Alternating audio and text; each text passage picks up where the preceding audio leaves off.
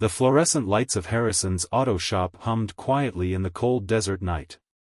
Jack Harrison wiped the grease from his weathered hands, studying the old Chevy engine he'd been rebuilding.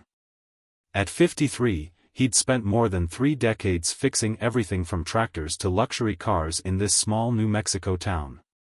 The shop had been his father's before him, and Jack knew every tool, every corner, and every creaky floorboard like an old friend. The clock read 2:17 a.m. when the ground began to vibrate. Jack looked up from his work, coffee cup rattling against the metal toolbox. At first, he thought it was another military test from the nearby base. They were always trying out new aircraft. But this felt different. The air itself seemed to pulse with an odd frequency that made his teeth ache. Through the shop's dusty windows, a strange light illuminated the parking lot. It moved like liquid silver, casting no shadows. Jack reached for the baseball bat he kept behind the counter. 30 years in a remote shop had taught him to be prepared for anything. But nothing could have prepared him for what happened next. The light coalesced into a tall, elegant figure that seemed to float rather than walk. Its skin had an opalescent quality, shifting colors like mother-of-pearl under the shop lights. Behind it trailed what looked like flowing robes made of starlight. "Please," the figure spoke, its voice resonating with multiple harmonics. "I seek asylum." Jack gripped his bat tighter but didn't raise it. Something in the creature's voice, fear, desperation perhaps, spoke to him on a level deeper than words. "My name is Naira," it continued, moving closer. "I am a diplomatic envoy from the Celestial Concordat. My children." The figure wavered, like a radio signal losing strength. "My children are dying." Jack had seen plenty of sci-fi movies. He knew all the reasons to run, to call the authorities, to assume this was a trick or a trap. But 40 years of fixing broken things had taught him something else. When someone needs help, you help them. "Where are they?" he asked, setting the bat down. Naira's form solidified slightly, hope visible in her luminescent eyes. She gestured outside, where what Jack had assumed was a shadow resolved into a sleek vessel about the size of a delivery van. Its surface rippled like black water. Inside, 2 small figures lay suspended in what looked like liquid crystal. Their bodies pulsed with failing light, growing dimmer with each beat. Around them, complex machinery whirred and clicked, but even Jack could tell something was terribly wrong. The rhythm was off, like an engine missing its timing. "Our ship was attacked," Naira explained, her voice trembling. "The life support systems are failing. The children were placed in stasis, but the power cells were damaged. They have perhaps 3 hours before." She couldn't finish the sentence. Jack studied the machinery. The technology was far beyond anything he'd ever seen, but certain principles remained constant. Energy had to flow. Systems had to balance. And somewhere in all that alien complexity, something was broken. "These crystals here," he pointed to a series of geometric shapes that seemed to channel energy. "They're supposed to pulse in sequence, aren't they? Like fuel injectors in an engine?" Naira's eyes widened. "Yes. The quantum resonance must maintain precise harmony to sustain the stasis field. But the attack disrupted the pattern, and our automated systems cannot compensate." Jack rolled up his sleeves. "Sometimes machines need a human touch. Now, show me exactly how this system is supposed to work, and let's see if we can't get these kids breathing again." As Naira began explaining the complex system, Jack's mind was already racing through possibilities. He didn't understand the physics behind it all, but he understood broken things. And right now, that's all that mattered. What he didn't know was that his decision to help would soon draw him into a conflict that stretched across galaxies, and that his simple auto shop would become ground zero in a battle that would test not just his skills, but humanity's readiness to join a much larger universe. Jack's fingers moved with practiced precision as he adapted Earth tools to alien technology. He'd stripped wires from a dozen different vehicles, creating a makeshift power transfer system that might, just might, help stabilize the children's stasis pods. Naira watched nervously, her luminescent form casting shifting patterns on the garage walls. "The harmonics are stabilizing," she said, monitoring what looked like flowing symbols in the air. "How did you know to reverse the polarity flow?" Jack shrugged, connecting another jury-rigged cable. "Reminds me of old DC generators. Sometimes you've got to trick the current into flowing the right way." He didn't mention that he was terrified of making a mistake. One wrong connection could destroy whatever was keeping those kids alive. The quiet night shattered as floodlights suddenly bathed the garage in harsh white light. Through the windows, Jack could see black SUVs surrounding the building. Men in dark suits emerged, carrying what definitely weren't standard-issue weapons. "The Shadowers," Naira whispered, her form flickering with fear. "They're the ones who attacked us. They've infiltrated your government agencies, manipulating Earth's authorities to help hunt down diplomatic missions like ours." Jack's mind raced. The stasis pods weren't stable enough to move yet, but staying meant capture, or worse.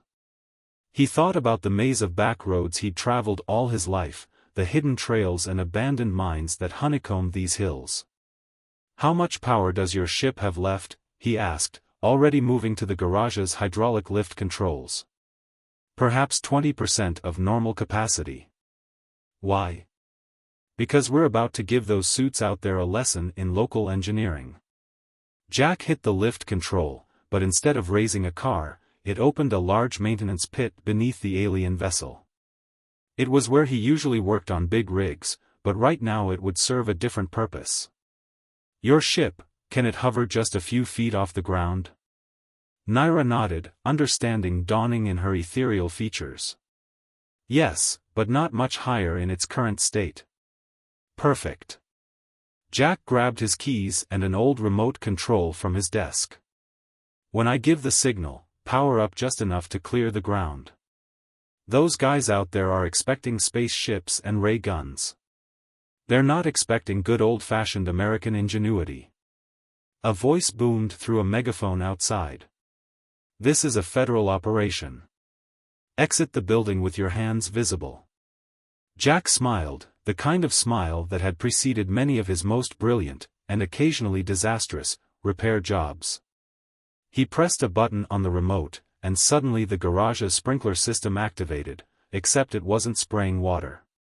"Used to keep dust down while grinding metal," he explained as thick white mist filled the air. "Makes one heck of a smokescreen too." The emergency exits burst open as armed men rushed in, but the dense fog made visibility nearly impossible.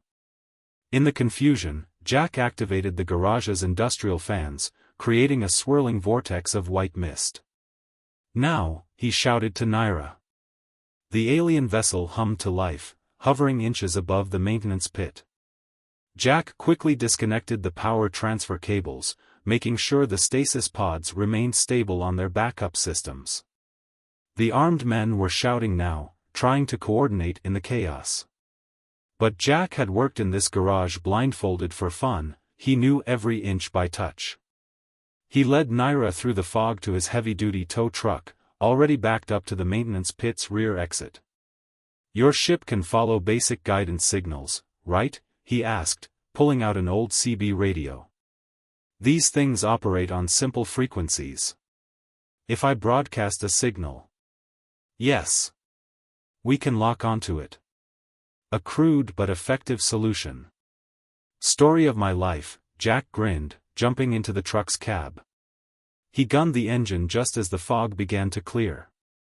The alien vessel, now looking like nothing more than a shadow, hovered silently behind them as they burst through the rear doors into the desert night.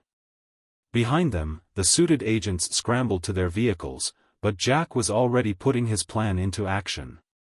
He keyed the CB radio to an old trucker's frequency, giving Naira's ship a signal to follow, then turned off all his lights. "Hold on," he warned, taking a hard turn onto a dirt road. "Those government types don't know these back roads. But every breakdown, every tow job, every stranded tourist, they've all taught me where to go when you don't want to be found. The truck bounced along the rough terrain, the alien ship floating silently behind them like a ghost. In his rearview mirror, Jack could see the SUV's headlights bouncing wildly as they tried to follow. But he was already turning onto an even narrower trail, one that led to an old mining complex he'd used for storing junked cars. "Your children?" he asked, taking another sharp turn. "Why are they so important that these shadowers would risk exposing themselves?" Naira's form shimmed with what might have been pride. "They carry within them genetic markers that could unite several warring factions in our galaxy. Their very existence proves that peace is possible between different species. The shadowers, they profit from conflict. They don't want unity." Jack nodded, understanding all too well. Some folks just can't stand seeing things work together properly. He patted his truck's dashboard. But sometimes the best machines are the ones built from different parts. The first rays of dawn were breaking over the desert mountains, but their journey was far from over. The children's stasis pods would need a more permanent solution, and the shadowers wouldn't give up easily. But as Jack guided his unlikely convoy deeper into the New Mexico wilderness, he felt something he hadn't experienced in years, the pure joy of fixing something that really mattered. Little did he know, the next few hours would test every repair trick he'd ever learned, and quite a few he'd have to invent on the spot. Dawn painted the desert cliffs in shades of amber as Jack's tow truck rumbled into an abandoned mining complex. The alien vessel, still silently following his CB radio signal, glided between rusted equipment and forgotten machinery. Perfect camouflage, Jack thought, just another piece of old metal in a graveyard of industrial relics. "The stasis pods," Naira's voice carried an edge of panic. "The power reserves are dropping faster than expected." Jack parked the truck inside a large equipment shed, its corrugated metal walls providing some shelter from prying eyes. "Those temporary connections I made weren't meant to last," he admitted, grabbing his toolbox. "We need something more permanent." He studied the pods containing Naira's children. Their light was pulsing weaker now, the rhythm becoming erratic. The sight reminded him of watching his father's heart monitor during those final days in the hospital, a memory that steeled his resolve. "Your ship's main power core," he said, tracing the alien circuitry with practiced eyes. "It's not damaged, just disconnected, right?" Naira confirmed his observation. "The attack severed the quantum conduits. Without proper tools and materials, repair is impossible." Jack smiled, the kind of smile that had preceded some of his most unorthodox repairs. "Maybe by your standards. But sometimes the best fixes aren't about having the right parts, they're about understanding the problem." He began pulling equipment from the mining shed, old electrical transformers, copper wire, and most importantly, several deep-cycle batteries from abandoned mining vehicles. These batteries were used to power mining equipment deep underground, he explained. "They're designed to provide steady power for hours." A distant humming made them both look up. Through gaps in the shed's roof, dark shapes moved across the early morning sky. The shadowers had brought in aerial support. "They're using quantum scanners," Naira said, her form flickering with anxiety. "They'll detect our energy signature. Unless we give them too many signatures to track." Jack was already moving, connecting the old batteries to various pieces of mining equipment. He grabbed a handful of remote starters from his truck, used for testing engines, and began setting them up. "Your people," he asked while working, "they understand electricity, right? Basic power generation?" Naira seemed almost offended. "Of course. It's primitive technology, but dash." "Good," Jack interrupted. "Because sometimes primitive is exactly what we need." He pointed to the mining equipment around them. "Each of these machines has its own electrical system. If we power them all up at once." Understanding dawned in Naira's luminescent eyes. "The overlapping electrical fields could mask our quantum signature." And create one heck of a distraction, Jack added, connecting the final wire. The sound of vehicles approaching echoed through the canyon. The shadowers had found them. Jack looked at his watch, then at the makeshift system he'd created. It wasn't pretty, but neither was his first engine rebuild, and that car still ran. When I activate this, you'll have maybe 10 minutes before the batteries drain, he told Naira. The power surge should be enough to stabilize the pods and mask our escape, but we'll need somewhere to go. Naira's form brightened slightly. There is a possibility. My people have a hidden outpost, deep in what you call the Chihuahuan Desert. But reaching it without being detected. Leave that to me. Jack reached into his truck and pulled out an old map, its edges worn from years of use. These mountains are full of old copper mines. The mineral deposits play havoc with electrical equipment, found that out the hard way trying to use GPS out here. The approaching vehicles were closer now. Jack could hear the distinctive whine of high-tech engines, definitely not standard government issue. Ready? He asked, hand on the master switch he'd rigged. Naira moved to the pods containing her children, her form enveloping them protectively. Ready. Jack threw the switch. The shed erupted into life as dozens of pieces of mining equipment roared to power. Lights blazed, motors turned, and the air filled with the kind of industrial cacophony that had been absent from this place for decades. The alien pods hummed more strongly, their light stabilizing as they drew power from Jack's improvised system. Through the shed's windows, he could see the aerial vehicles above suddenly swaying, their sensors presumably confused by the multiple power sources. Now! Jack shouted, jumping into his truck. Naira's ship, drawing minimal power, glided after him as they burst through the shed's rear doors. Instead of taking the obvious path down the mountain, Jack turned onto what seemed to be a sheer cliff face. There's an old ore transport road here, he explained as the truck carefully navigated the narrow path. Perfectly graded for heavy trucks, but invisible unless you know where to look. Behind and above them, chaos erupted as the shadowers tried to track their quarry through the electrical interference. Jack allowed himself a small grin. Sometimes the best technology was the technology you understood completely, no matter how simple it might seem. As they descended deeper into the maze of canyons and abandoned mines, Jack knew the real challenge was still ahead. They had bought time and confusion, but the children's pods would need a permanent solution. And somewhere in these desert wastes, they had to find an alien outpost while being hunted by forces with technology far beyond his understanding. But that was okay. Jack Harrison had spent his life fixing things that other people thought were impossible to repair. And he wasn't about to break that streak now, not when the stakes were higher than ever. The desert sun climbed higher as they wound their way through the ancient landscape, the sound of pursuit growing fainter behind them. But in the back of his mind, Jack was already planning their next move.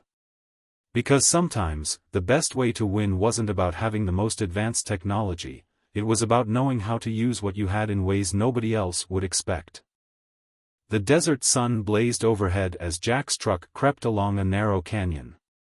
6 hours had passed since their escape from the mining complex, and the makeshift power system keeping the alien children alive was showing signs of strain. The old batteries, pushed beyond their limits, were beginning to fail. The outpost's quantum beacon is getting stronger, Naira reported, her luminescent form dimming with each passing hour. But so are the shadower signals. They're adapting to our countermeasures. Jack nodded grimly, checking his rearview mirror for the 100th time. The shadowers had stopped pursuing them directly, but he'd spotted their black aircraft circling high above, drawing an ever-tightening net around their position. Your outpost, he asked, guiding the truck through a particularly treacherous stretch. Will they have the equipment we need? Yes, but... Naira hesitated. There are protocols. The outpost staff are not authorized to assist non-diplomatic personnel. Even revealing its location to a human violates dozens of interstellar agreements. Jack couldn't help but chuckle. "Ma'am, I've been violating repair protocols my whole life. Sometimes the manual doesn't cover what needs to be done."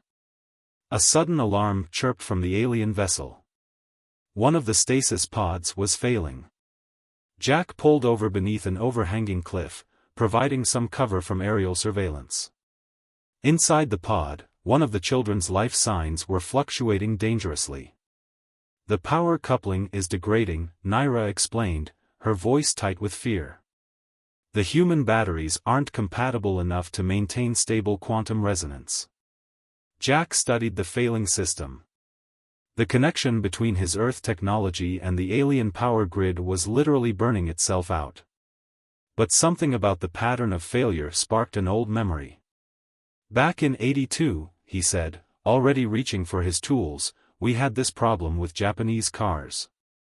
Their electrical systems ran on different standards than American ones. Fried a lot of good batteries until we figured out the right conversion setup." He began pulling parts from his truck, an old voltage regulator, some specialized fuses he'd modified years ago, and most importantly, a device he'd built himself for dealing with exotic foreign cars. "Your quantum technology," he asked while working, "it cycles energy in patterns, right? Like waves?" Naira confirmed this, watching curiously as Jack assembled his improvised solution. "Well, electricity does the same thing, just simpler. If we can match the wave patterns." His hands moved with practiced precision, connecting his homemade regulator between the Earth batteries and alien technology. "It's not about making our power compatible with yours. It's about finding the rhythm that works for both." The pod's alarms quieted as Jack's device began smoothing out the power flow. The child's life signs stabilized, though Jack knew it was still just a temporary fix. Suddenly, Naira's form brightened. "The outpost. It's just beyond that ridge." She pointed to a seemingly solid rock wall ahead. As they approached, Jack saw it, subtle irregularities in the rock face that his mechanic's eye recognized as artificial. But before they could reach it, a shadow passed overhead. 3 black aircraft descended, blocking their path. "Diplomatic envoy Naira," a voice boomed from above, speaking in both English and a harmonic language Jack didn't understand. "You have violated multiple protocols and exposed restricted technology to a primitive species. Surrender now." Jack watched as several figures emerged from the aircraft, humanoid, but moving with an unnatural precision that spoke of advanced technology. The Shadowers had caught up. "Your interference ends here, human," one of them announced, raising what looked like a weapon. "This situation is beyond your comprehension." Jack stepped forward, positioning himself between the Shadowers and his truck where Naira's children lay. "You know what I comprehend? I understand that those kids in there are dying because someone decided protocols were more important than lives." He reached slowly into his pocket and pulled out an old remote control, the same one he'd used to trigger the mining equipment. "I also understand that your fancy quantum scanners don't handle electrical interference too well." The Shadower leader's eyes narrowed. "You are in no position to negotiate." "Maybe not," Jack agreed. "But I've spent 40 years learning every quirk of every machine I've ever fixed. And right now, all your advanced technology is sitting on top of the biggest copper deposit in New Mexico." He held up the remote. "Want to see what happens when I pump about 10,000 volts through it?" The standoff stretched for a long moment. Jack could feel sweat rolling down his back, but he didn't move. He'd faced down angry customers, corrupt officials, and machines that everyone else said were unfixable. This was just one more problem that needed solving. What happened next would change not just Jack's life, but humanity's understanding of their place in the galaxy. But at that moment, all that mattered was keeping a promise he'd made in his garage to help someone in need, no matter where they came from. The desert wind howled through the canyon, carrying with it the weight of a decision that would echo across the stars. The tension in the desert air was thick enough to cut with a wrench. Jack's finger hovered over the remote's button, his eyes locked on the shadowers' unnaturally smooth faces. Behind him, the alien children's stasis pods hummed weakly, their power reserves dwindling despite his makeshift repairs. "Your threat is meaningless," the shadower leader stated, taking a step forward. "Even if you disrupt our systems temporarily, you cannot dash." The ground suddenly rumbled. The solid rock face behind them began to shift, revealing a hidden entrance. Through it emerged several figures that made even the shadowers step back, beings of pure energy, their forms barely contained within crystalline environmental suits. "This outpost is under the protection of the Celestial Concordat," one announced, its voice resonating on multiple frequencies. "Stand down." The shadower leader's composure cracked slightly.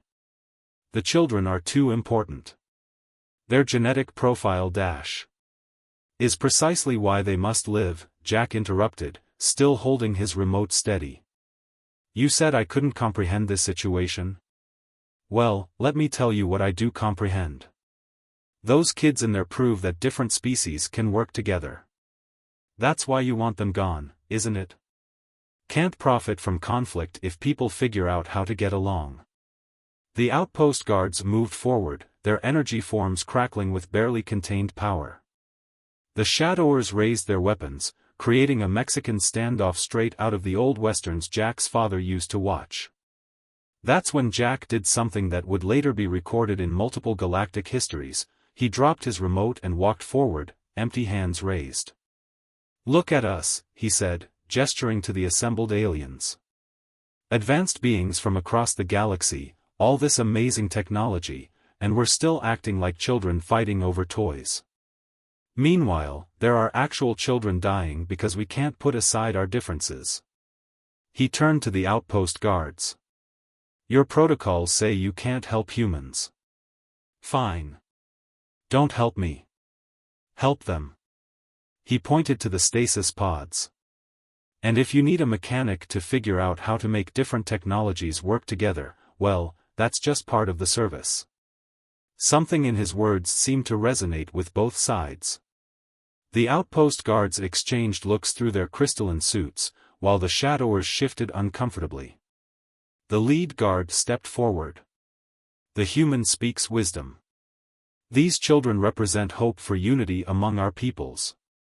Their survival transcends protocol." "You cannot dash," the shadower leader began, but stopped as more outpost guards emerged, carrying what looked like advanced medical equipment. "We can and we will," the guard stated. "And we will remember that it was a human, a simple mechanic, who taught us that sometimes fixing what is broken requires breaking what doesn't work." What followed was a blur of activity. The outpost guards quickly stabilized the children's pods with their advanced technology, while Jack helped interface their systems with his makeshift power supply for the transfer. The shadowers, outnumbered and outmaneuvered, retreated to their ships and disappeared into the desert sky. Hours later, Jack stood in the outpost's medical bay, watching as Naira's children were carefully revived from stasis. Their silver skin glowed with renewed health as they took their first conscious breaths in days. "The Concordat's council will want to speak with you," Naira said, her form radiant with joy and gratitude. "Your actions here, they will change how many species view humanity." Jack shrugged, wiping his hands on his old shop rag. "I just did what any decent mechanic would do. When something's broken, you fix it. Doesn't matter if it's a car engine or a galactic crisis." The outpost commander approached, its crystalline suit humming. "We have much to learn from your species, Jack Harrison. Perhaps it is time to reconsider our protocols regarding Earth." "Well," Jack smiled, thinking of his quiet garage and all the machines waiting to be fixed, "if you ever need a mechanic who's good with unusual repairs, you know where to find me." As he drove back to his shop that evening, the desert sunset painting the sky in colors that reminded him of Naira's shifting form, Jack thought about everything that had happened. He'd broken probably every repair protocol in existence, violated multiple galactic laws, and helped change the course of interstellar relations. But in the end, it all came down to the same simple truth that had guided him through 40 years of fixing broken things. Sometimes the most important tool in any repair job isn't the wrench or the welder or even advanced alien technology. It's the willingness to help when help is needed, no matter who's asking or what needs fixing. The next morning, Jack opened his garage as usual. He had oil changes to do, engines to rebuild, and the normal flow of everyday repairs that kept his small corner of the world running. But now he kept an extra set of tools in a special box, marked with symbols that glowed faintly in the dark. Just in case someone else needed a mechanic who didn't mind bending a few protocols to fix what needed fixing.